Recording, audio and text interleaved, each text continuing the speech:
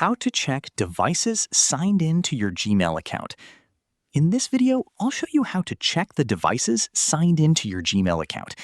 This helps you review where your Google account is currently logged in and identify any unfamiliar devices.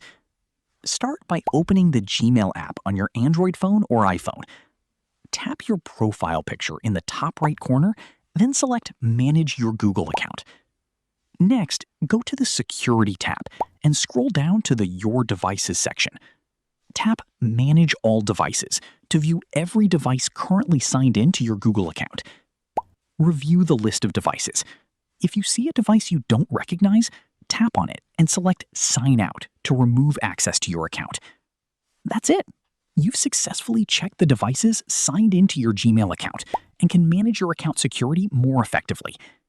If you find this video informative, click on like, share, and subscribe for more videos.